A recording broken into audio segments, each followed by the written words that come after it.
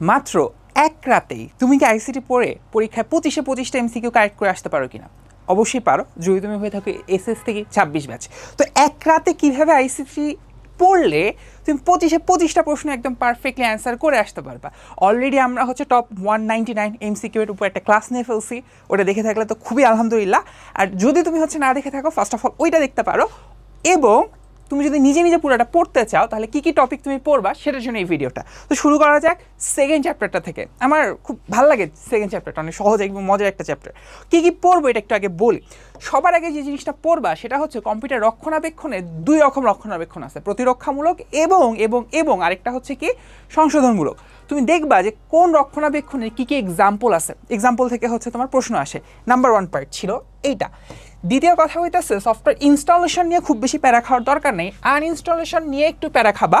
যে আনইনস্টলেশনে করার পরে কুকিজ বা ক্যাশ মেমোরিতে কী কী জমা থাকে, রেজিস্টারে কী কী জমা থাকে, যে ফাইলগুলো থাকে সেটা আমি পার্সোনালি কীভাবে ডিলিট করব, এই জিনিসটা ভালো করে দেখবা। এবং এখানে কিন্তু বলা আছে যে ফার্স্ট অফ অল তোমাকে কী করতে হয়, তোমাকে হচ্ছে উইন্ডোজ প্লাস আর প্রেস করতে হয়। করার পরে যে হচ্ছে একটা ছোট্ট কমান্ড আসে, সেখানে তোমাকে লিখতে হয় হচ্ছে রেজিস্টার আমি এডিট করতে চাই, রেজিস্ট্রি এডিট করতে চাই, এই কথাটুকু লিখতে হয়। এগুলো হচ্ছে এমসিকিউর জন্য খুবই ইম্পর্টেন্ট, এগুলো ভালো করে দেখবা। তারপরে তুমি যদি কম্পিউটারের ভাইরাসের পার্টটার দিকে তাকাও, কম্পিউটারের ভাইরাসের পার্টটার দিকে বা অ্যান্টিভাইরাসের দিকে দেখবা যে হচ্ছে ওখানে বিভিন্ন নাম থাকে, বা হচ্ছে সেগুলো কীভাবে অ্যাটাক করে, অ্যাটাক করলে কী কী প্রবলেম হয়, ট্রাবল শুটিংয়ে যে পার্টগুলো আছে সেগুলো ভালো করে দেখবো। এবং সাইবার অপরাধ নিয়ে যদি আমি কথা বলি, যদি হচ্ছে সাইবার অপরাধের ক্ষেত্রে তুমি যদি বই খুলে দেখো দেখবা হচ্ছে 5 প্রকারের সাইবার অপরাধ নিয়ে খুবই ডিটেলসে কথাবার্তা বলা আছে। ডিডস অ্যাটাক আছে, তারপর হচ্ছে ম্যালওয়্যার অ্যাটাক আছে। এই 5টা প্রকার খুবই খুবই খুব ইম্পর্টেন্ট, কোনোভাবে এগুলো হচ্ছে স্কিপ করবা না। যেহেতু তোমার হাতে সময় কম, তো তোমাকে বেছে বেছেই কিন্তু পড়তে হবে। সো আমি একদম টু দ্য পয়েন্ট কথাগুলো বলবো যেগুলো কোনোভাবেই মিস করা যাবে না, মিস করলে কর্তৃপক্ষ দায়ী থাকবে না। ওকে, সাইবার অপরাধের কথা বললাম। তারপরে হচ্ছে তুমি একটু দেখবা যে কপিরাইটের ক্ষেত্রে আইনটা যে করা হয়েছিল, সেই আইনটা কত সালে করা হয়েছে এবং সেখানে শাস্তিটা কী রকম, এটা ছোট্ট করে দেখে যাইতে পারো। এবং মোস্ট ইম্পর্টেন্ট পার্ট এই চ্যাপ্টার থেকে, যেটা তুমিও জানো আমিও জানি, সেটা হচ্ছে ট্রাবল শুট করা, ট্রাবল শুটিংয়ের পার্টটা আর কি। এখন ট্রাবল শুটিংয়ের মধ্যে খুবই ইম্পর্টেন্ট দুইটা জিনিস আছে। এর মধ্যে একটা হচ্ছে র্যাম সংক্রান্ত যে ব্যাপারগুলো আছে, যে কম্পিউটার মনিটরে আমার স্ক্রিন আসতেছে না, সমস্যাটা র্যামটা যদি আমি খুলে লাগাই তাহলে একটা বিপ সাউন্ড হয়। আবার আমি যদি র্যামটা ইনস্টল করি বিপ সাউন্ড হলে র্যামেই সমস্যা, আমার র্যাম চেঞ্জ করতে হবে। এই ব্যাপারটা ফার্স্ট অফ অল ভালো করে দেখতে হবে, এখান থেকে প্রশ্ন আসবে 1 নাম্বার। 2 নাম্বার পার্ট হচ্ছে CMOS, complementary metal oxide semiconductor, যে ব্যাটারিটা দুইটা কাজ করে। একটা কি কাজ করে, সময় ডেট এবং টাইম নিয়ে কাজ করে, এবং দ্বিতীয় কাজটা হচ্ছে বায়োস সেটআপের কাজ করে। এখান থেকে প্রশ্ন প্রচুর পরিমাণে আসে। 3 নম্বর ব্যাপারটা হচ্ছে hard disk fail, boot disk failure, hard disk not found, বা হচ্ছে মেমোরি আউট অফ মেমোরি, এই যে মেসেজগুলো আসে কোনটা কোন পার্সপেক্টিভে আসে এটা দেখবা।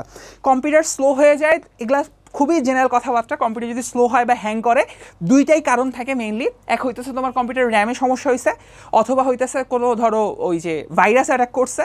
আর খুব কপাল খারাপ থাকলে সেখানে হচ্ছে ধরো জাম্পার সেটিংয়ে কম বেশি করতে হবে। দ্যাটস ইট সেকেন্ড চ্যাপ্টারে, এর বেশি তেমন কিছু নাই। এই জিনিসগুলো ভালো করে দেখবো। ট্রাবল শুটিং মাস্ট, এটা আজকে রাতে একবার দেখবা, কালকে সকালে আরেকবার রিভিশন দিয়ে যাবা, কারণ এখান থেকে এমসিকিউ আসবে, এটা একদম গ্রান্টেড কথা বলতেছি। পরের চ্যাপ্টারে যদি যাই, আমার লেখালেখিও হিসাব খুবই সহজ জিনিস। দুইটাই জিনিসই আছে। আমার লেখালেখির জন্য আমরা কি ইউজ করি, লেখালেখির জন্য আমরা মাইক্রোসফট ওয়ার্ড ইউজ করি, এবং এবং এবং এবং আমরা যদি হিসাবের কথা বলি আমরা কি ইউজ করি, মাইক্রোসফট এক্সেল আমরা ইউজ করি, রাইট। এই যে দুইটা সফটওয়্যার আছে, দুইটা সফটওয়্যারের মধ্যে কোনটাতে কী করবো, ফার্স্ট অফ অল লেখালেখির জন্য যে জিনিসটাতে ফোকাস করবা সেটা হচ্ছে মাইক্রোসফটের যে উপরের অফিস বাটনটা থাকে, সেই অফিস বাটনে কী কী অপশন থাকে।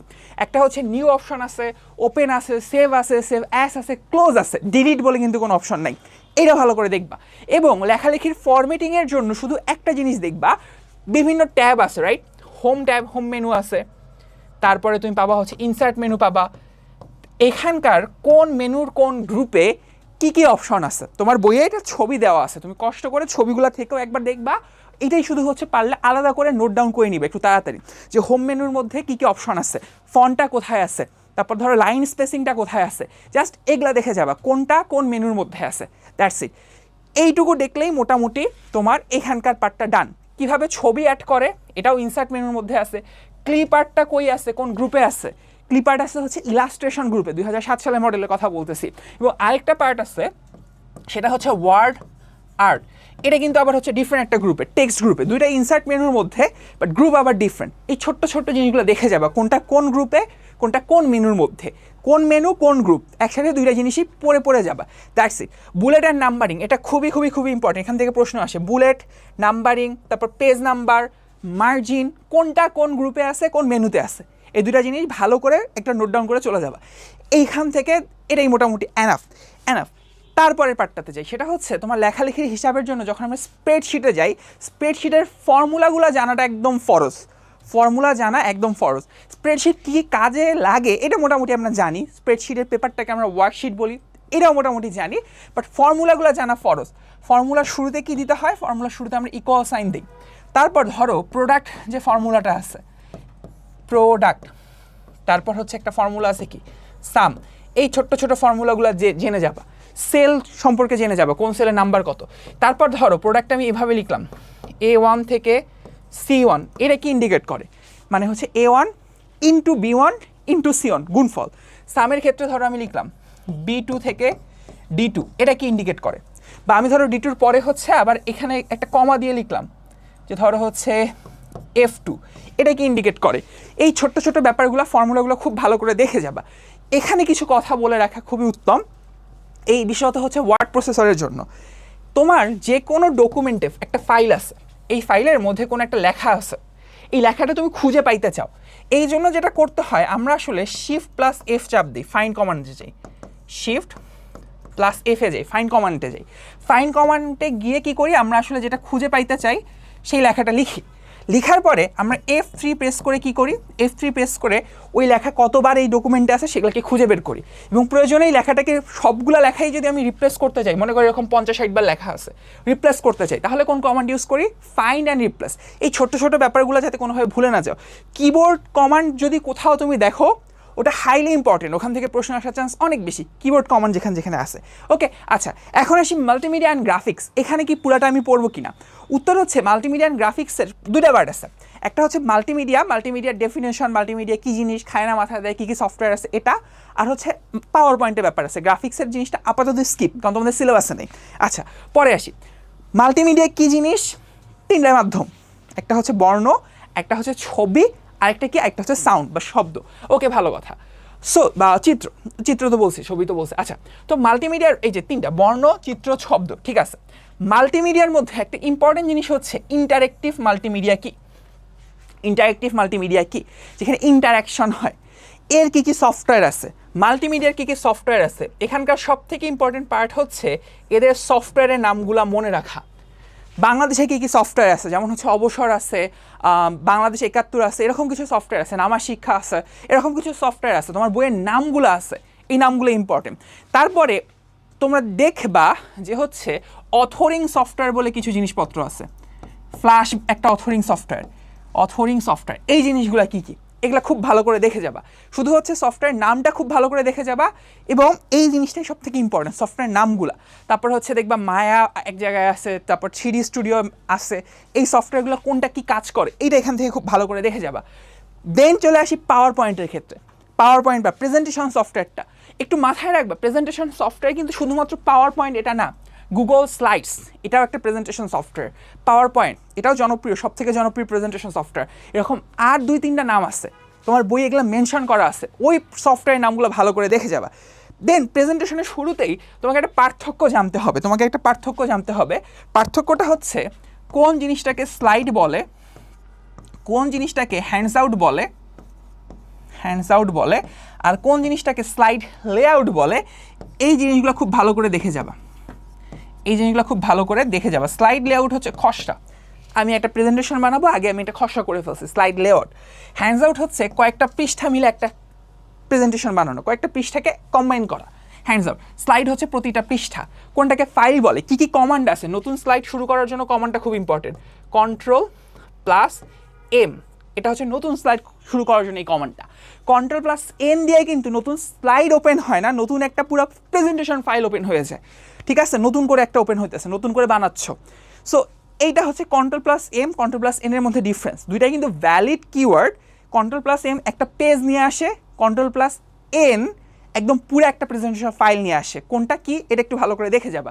গেল তারপরে এখানে কোন মেনুর মধ্যে একই কথাবার্তা, ইনসার্ট মেনুর মধ্যে কি কি আছে এটা ভালো করে দেখবা, হোম মেনুর মধ্যে কি কি আছে এটা ভালো করে দেখবা, কোন মেনুতে কী কী আছে এটা ভালো করে দেখবা। তুমি একটা পাওয়ার পয়েন্টের স্লাইডের প্রেজেন্টেশন শুরু করতে চাইতেছো, তোমাকে কিবোর্ডের কোন কমান্ড দিতে হবে? উত্তর হচ্ছে শিফট দিয়ে F5, শিফট দিয়ে F5 বা F5 দিলে প্রথম পেজ, মাঝখানের পেজ থেকে হচ্ছে শিফট দিলে F5। সো এই প্রত্যেকটা জিনিস দেখে যাবে। আমি আবারও বলতেছি, শুধু F5 দিলে একদম প্রথম পেজ থেকে শুরু হবে সব কিছু, প্রথম পেজ থেকে। আর শিফট প্লাস F5 দিলে তুমি যে কারেন্ট পেজ আসো সেখান থেকেই হচ্ছে পাওয়ার পয়েন্টের প্রেজেন্টেশন শুরু হবে। এটা আর কতভাবে করা যায়? আরও অনেকভাবেই করা যায়, 3ভাবে করা যায়।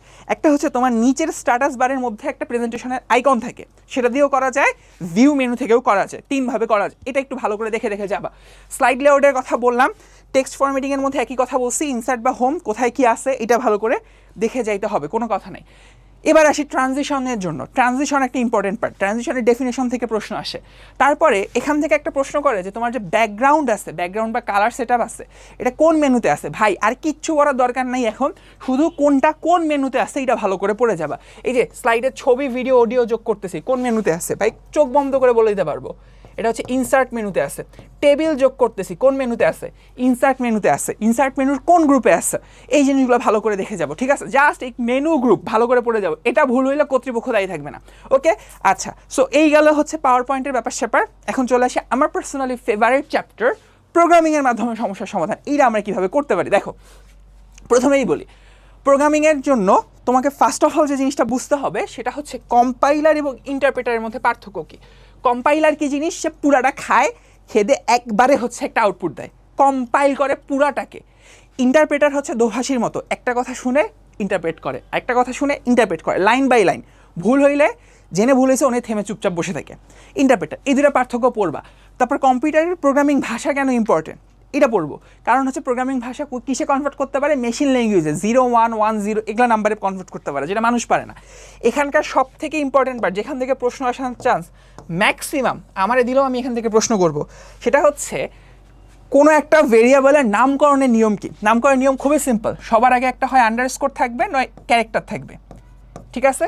এবং কোনো রকমের এই যে স্পেশাল সাইন কি করতে পারবে না, থাকতে পারবে না। তাহলে নামকরণের নিয়মগুলো একটু দেখে যাব, ঠিক আছে? নামকরণ নিয়ম 3টা, আমি কালকেই পড়াইছি, 3টার মতো আছে। জাস্ট এই 3টা জিনিস পড়বো। কোনগুলো কিওয়ার্ড এটা দেখে গেলে ভালো, না দেখে গেলে সমস্যা নেই, কারণ তোমার জানাশোনা কিওয়ার্ডগুলোই ঘুরে ফিরে দিতে পারে। টাইপ কাস্টিংটা একটু দেখে যাব। টাইপ কাস্টিং মাত্র 4 প্রকার, মাত্র 4টা টাইপ কাস্টিং আছে, এটা একটু আমি বলে দেই। একটা হচ্ছে ইন্টিজার, একটা ব্র্যাকেট, এর মধ্যে যাই ঢুকাও না কেন ইন্টিজার হয়ে যাবে। এটা হচ্ছে ফ্লোট, এর মধ্যে যাই ঢুকাও না কেন কী হয়ে যাবে? ভগ্নাংশ হয়ে যাবে। একটা আছে স্ট্রিং, একটা আছে বুলিয়ান। এই 4টা টাইপ কাস্টিং কিন্তু খুব ভালো করে দেখবো।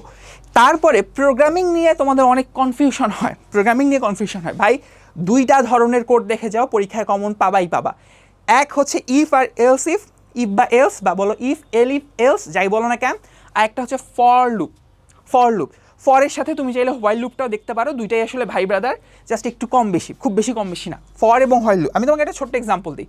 ইফ এলসটা দেখবো, if else related MCQ solve করবো, বাট আমি একটু ফরের কনফিউশনটা, এটা নিয়ে সব থেকে বেশি কনফিউশন হয়, সেটা নিয়ে একটু সংক্ষেপে কথা বলি।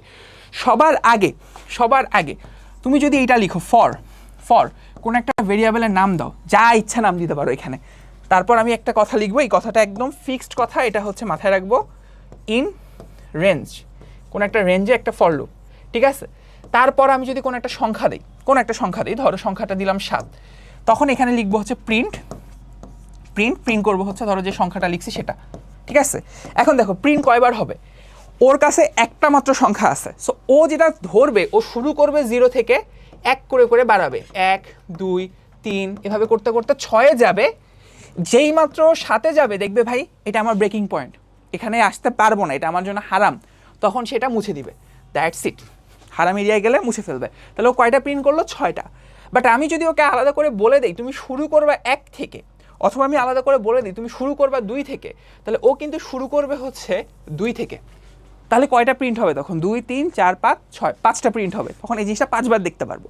আর আমি চাইলে এখানে বলতে পারি ভাই তুমি ঠিক আছে শুরু করো হচ্ছে 1 থেকে, ঠিক আছে? আমি ওকে বললাম তুমি শুরু করো 1 থেকে, কোনো অসুবিধা নাই, বাট 2 করে করে বাড়ো। 3 নম্বর পয়েন্ট, আমি 3 নম্বর একটা সংখ্যা দিচ্ছি, কত করে করে বাড়বে? 2 করে করে বাড়বে। এই কথার মানে কি? এই কথার মানে হচ্ছে সে 1-এ শুরু করবে, 2 করে করে বাড়বে, 1-এর পর 3, 3-এর পর 5, 5-এর পর 7, কিন্তু 7 তোর জন্য হারাম, 7 তোর জন্য হারাম, সো 7-এ যাবে না। তাহলে পড়ে থাকলো কি 1 3 5, সে 3বার প্রিন্ট করবে। এটা হচ্ছে ফর লুপের স্ট্রাকচার। এখানে এই জিনিসটা আমি সংক্ষেপে বুঝাইছি। ওয়াইল লুপ জিনিসটাও খুবই সিমিলার। ফরে আমি এখানে বলতেছি 1 থেকে শুরু হবে, ওখানে আমি আলাদা করে বলে দিছি, এই দেখো একই রকম দেখতে। তারপর আমি এখানে কি বলতেছি 6 পর্যন্ত যাইতে পারবা, এখানে দেখো আমি আলাদা করে এই জায়গায় বলতেছি যে ভাই 6-এর আগ পর্যন্ত থাকো, 6 আসলে বা 6 পার হইলেই হারাম তোমার জন্য। তারপরে এখানে কি বলতেছি 1 মানে কি 1 করে বাড়বা, 1 করে বাড়বা। এটাকে আমি এই যে কোথায় দেখাচ্ছি, এই যে এইটাকে আমি এইখানে দেখাচ্ছি। দেখো একই জিনিস 3টা লাইন এখানে লিখছি, 3টা লাইন এখানে, 3 জায়গায় লিখছি, যে জায়গা চেঞ্জ।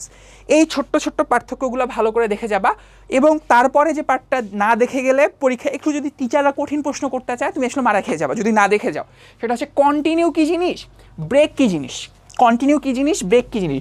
সোজা কথা বলি, কন্টিনিউ মানে ভাই কন্টিনিউ করো, ব্যাপারটা এমন না। কন্টিনিউ মানে হচ্ছে তুমি এই জায়গাটায় স্কিপ করো, এই লুপটা স্কিপ করো, মানে এই লুপটা বাদ দিয়ে পরের লুপ থেকে কাহিনী করো, যা করার ইচ্ছা।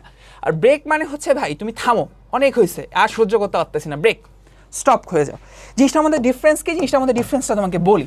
যেমন এখানে আমি 1 থেকে 6 মানে কি 1 2 3 4 5 পর্যন্ত প্রিন্ট করতেছি, 6 হচ্ছে হারাম, তার 1 পর্যন্ত।